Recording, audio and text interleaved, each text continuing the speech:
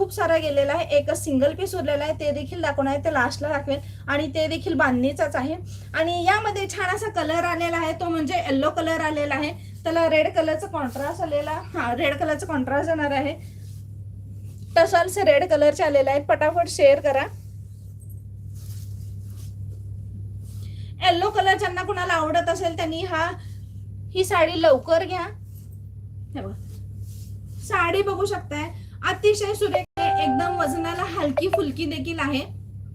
2130 मध्ये जाणार आहे. चापून चोपून बसते ही साडी.